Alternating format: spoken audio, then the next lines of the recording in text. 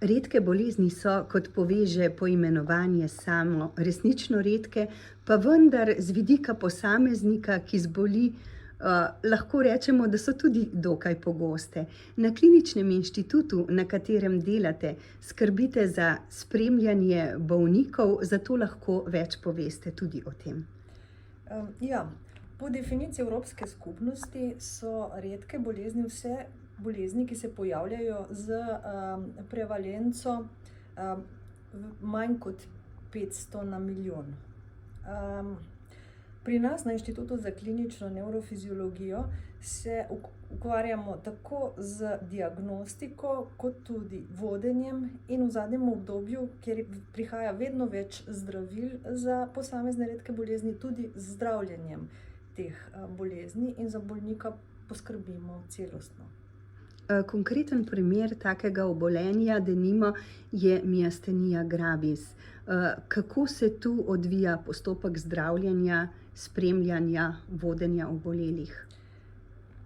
Torej, najprej ključno je pravilna postavitev diagnoze. Diagnozo pa postavimo na osnovi klinične slike, to je tisto, kar bolnik pokaže, tisto, kar vidimo, pa tudi tisto, kar nam pove, njegovi simptomi.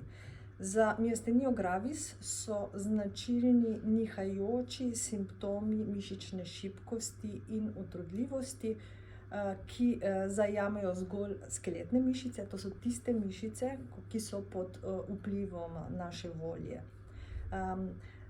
Zelo specifična za bolezen je nihajoča narava simptomov.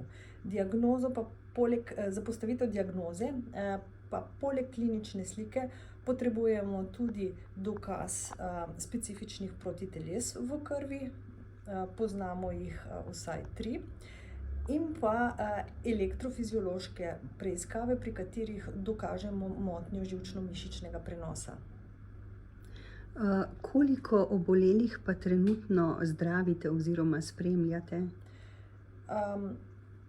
V Sloveniji trenutno živi približno, po naših ocenah, 500 bolnikov z miastenijo gravis in približno polovica se jih spremlja na 2 oddelkih kliničnega centra, večina pri nas na Inštitutu za klinično nevrofiziologijo, nekaj pa tudi na kliničnem oddelku za bolezni živčevja Nevrološke klinike.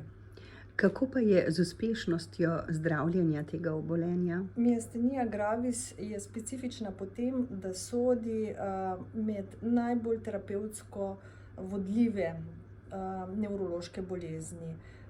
Na voljo imamo več zdravil, s katerimi lahko pri večini bolnikov dosežemo zelo dobro in lahko celo praktično normalno kakovost življenja. Še dodatno izboljšanje so doprinesla tarčna zdravila, ki so se pojavila v zadnjih 2 letih in s katerimi si tudi pridobivamo prve izkušnje, ki so zelo dobre.